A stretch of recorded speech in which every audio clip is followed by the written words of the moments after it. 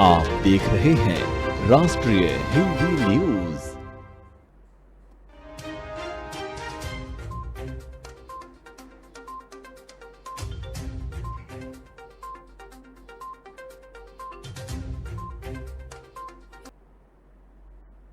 नमस्कार, राष्ट्रीय हिंदी न्यूज में आपका स्वागत है और आपके साथ हूं मैं अंजना राठौर।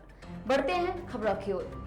हरियाणा के 5 विधायकों को हाल में कथित रूप से धमकी भरे फोन आने के बाद मुख्यमंत्री मनोहर लाल खट्टर ने वरिष्ठ पुलिस अफसरों के साथ बैठक की। इस बैठक में प्रदेश के गृह मंत्री अनिल विज भी मौजूद रहे। मुख्यमंत्री ने मामले की जानकारी लेने के बाद पुलिस अधिकारियों को तत्काल सख्त कार्रवाई और किसी भी तरह की ढिलाई न बरतने के कड़े निर्देश दिए।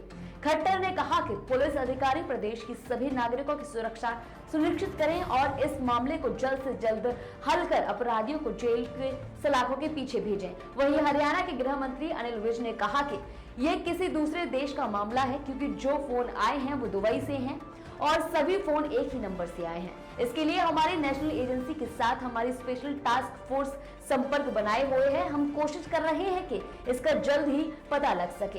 एक बयान के अनुसार इस बैठक में निर्णय लिया गया है कि जिन विधायकों को धमकी मिली है उनकी सुरक्षा के लिए 4-5 अतिरिक्त सुरक्षा कर्मी तैनात किए जाएंगे। उन्होंने संबंधित अधिकारियों से विधायकों को मिले धमकी भरे फोन और मैसेजेस की उच्च स्तरीय जांच करने को भी कहा है।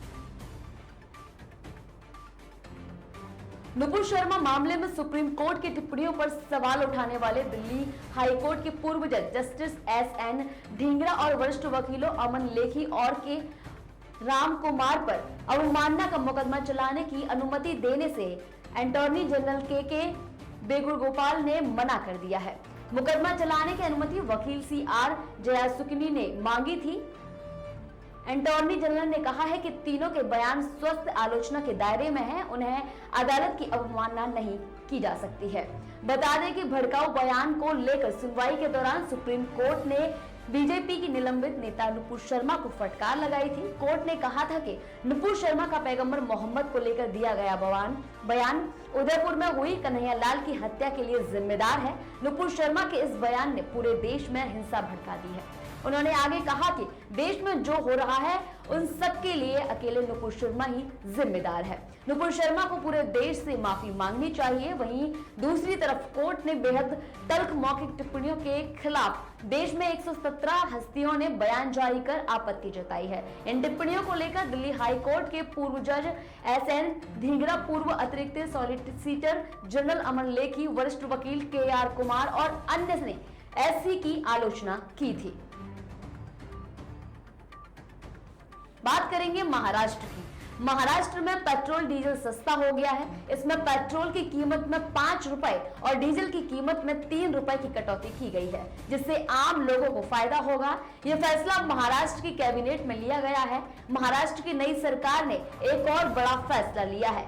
कहा गया है कि साल 1975 में लगे आपातकाल के दौरान जिन लोगों को जेल में बंद किया गया था, ऐसे लोगों को राज्य में पेंशन दी जाएगी। महाराष्ट्र में ऐसे 3600 लोग मौजूद हैं। डिप्टी सीएम के पिता भी 2 साल और 2 महीने के लिए उस दौरान जेल में रहे थे। पेट्रोल डीजल की बात करें तो एकनाथ शिंदे सरकार ने पहले ही रेट घटाने का इशारा कर दिया था। इस पर अब कैबिनेट की मीटिंग में मुहर लग गई है। बता दें कि फिलहाल मुंबई में पेट्रोल के दाम 111.35 रुपए लीटर है। यह अब 106.35 रुपए हो जाएंगे। इसी तरह डीजल फिलहाल मुंबई में 97.28 लीटर है।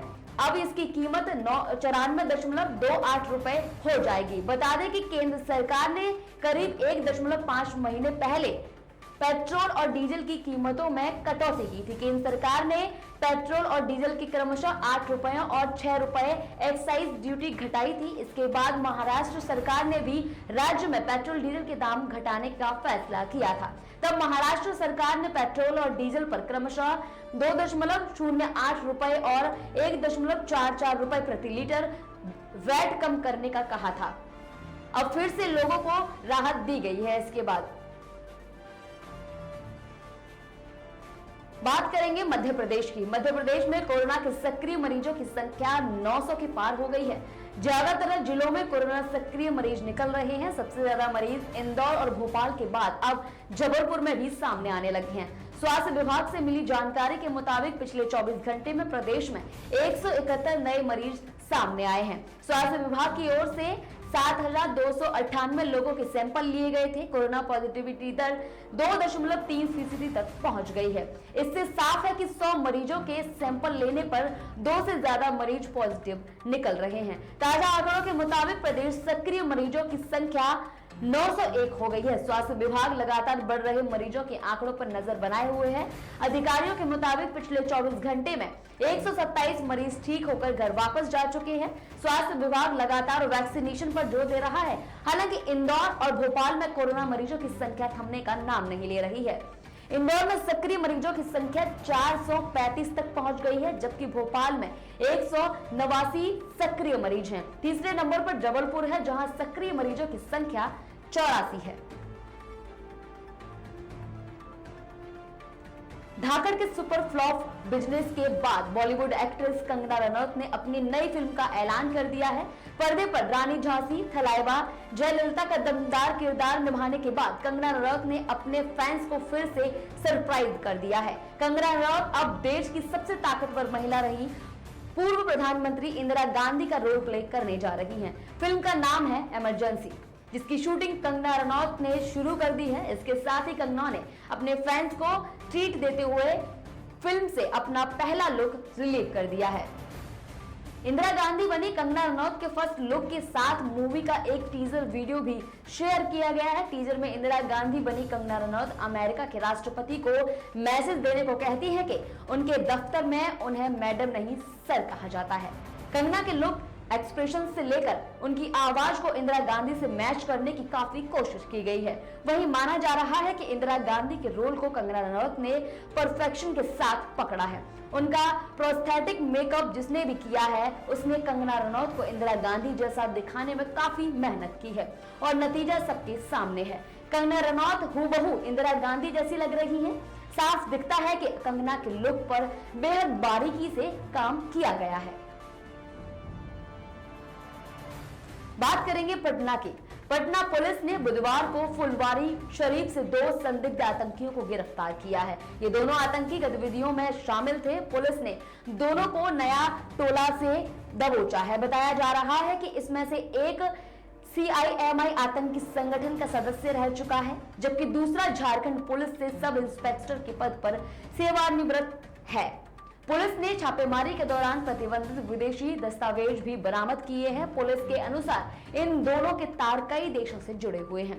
पुलिस जांच कर रही है। इसको लेकर फुलवारी शरीफ के SSP मनीष कुमार ने बताया कि उन्हें फुलवारी शरीफ के नया टोल सलवात अहमदाबाद पैलेस में संदिग्ध गतिविधियों के बारे में जानकारी मिली। इसके बाद वहां से झारखंड पुलिस से सेवानिवृत्त सब इंस्पेक्टर मोहम्मद जलालुद्दीन और CIMI के पूर्व सदस्य अतहर परवेज को गिरफ्तार किया गया है। ये दोनों मिलकर यहाँ एक संगठन चला रहे थे। इस संगठन के माध्यम से युवाओं को गुमराह किया जा रहा था। इन लोगों का मकसद था 2047 तक भारत को इस्लामिक राष्ट्र बना दिया जाए। दूसरे राज्यों से इस घर में लोग आते थे और विभिन्न होटलों में नाम बदलकर रुकते थे। पुलिस ने बताया कि दोनों शारीरिक शिक्षा और मार्शल आर्ट के नाम पर युवाओं को गुमराह करते थे।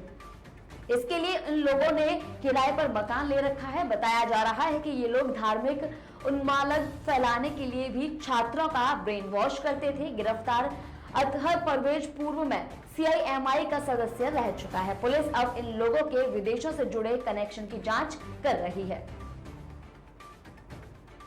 बात करेंगे यूपी के मुजफ्फरनगर की, जहां एक सरकारी स्कूल में मिड डे मील का खाना खाने से करीब 30 बच्चों की तबीयत बिगड़ गई, जिसके बाद हड़कंप मच गया। आनंद फानंद में सभी बच्चों को इलाज के लिए अस्पताल में भर्ती कराया गया, जहां अब बच्चों की हालत खतरे से बाहर बताई जा रही है।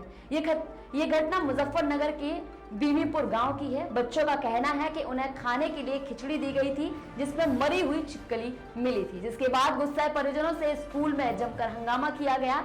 इस घटना की सूचना मिलने पर स्वतंत्र प्रभार राज्य मंत्री कपिल देव अग्रवाल भी अस्पताल पहुंचे और बच्चों की हालचाल के बारे में पूछताछ की। इस मौके पर उन्होंने इस मामले की तत्काल जांच कर कार्रवाई करने की बात कही है। इस मामले को लेकर बेसिक शिक्षा अधिकारी शुभम कुमार शुक्ला ने एक टीम को गठित कर 2 दिन में मामले की जांच रिपोर्ट मांगी है।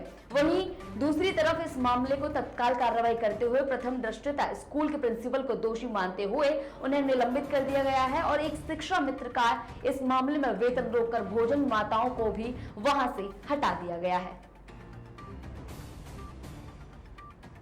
देश में बढ़ती आबादी को लेकर शिवसेना के अपने मुखपत्र सामना के जरिए सरकार पर तंज कसा है। सामना में एक लेख में कहा गया है कि हमारा देश जल्द ही वैश्विक महाशक्ति बनेगा। ऐसी घोषणाएं हमेशा की जाती रही हैं। खासकर पिछले 5-6 सालों से शासकों की ओर से ये दावा लगातार किया जा रहा है। देश महाशक्ति वगैरह बनेगा तब बनेगा, लेकिन हिंदुस्तान जल्द ही जनसंख्या की वैश्विक महाशक्ति बन जाएगा, ये पक्का है।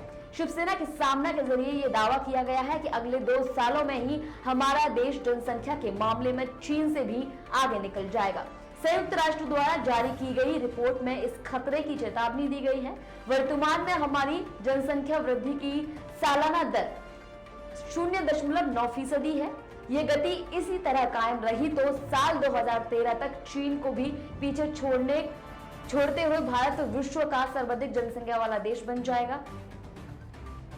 सामना में आगे लिखा है कि मौजूदा वक्त में हमारी जनसंख्या 140 करोड़ 66 लाख के आसपास है, वहीं चीन की संख्या 142.60 करोड़ है। यानी हिंदुस्तान जनसंख्या के मामले में चीन के लगभग बराबरी पर आ गया है। इसीलिए अगले 2 साल में हमारा देश सर्वाधिक जनसंख्या वाला देश बन सकता है।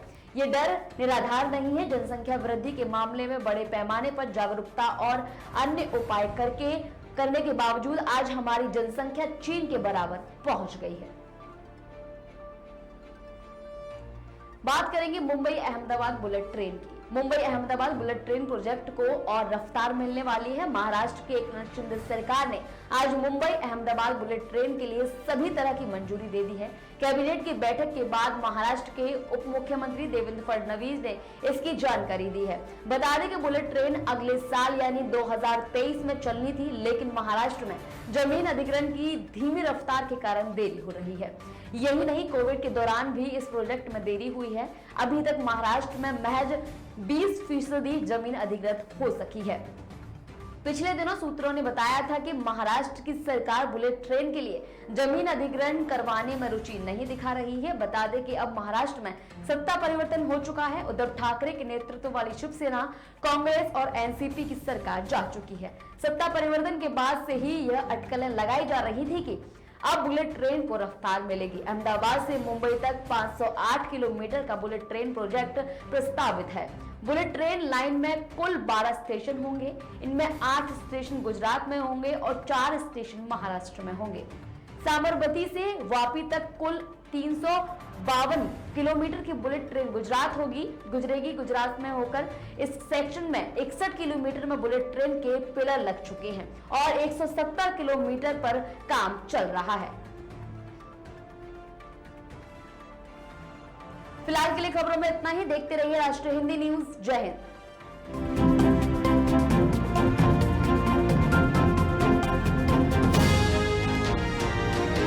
आप देख रहे हैं राष्ट्रीय हिंदी न्यूज।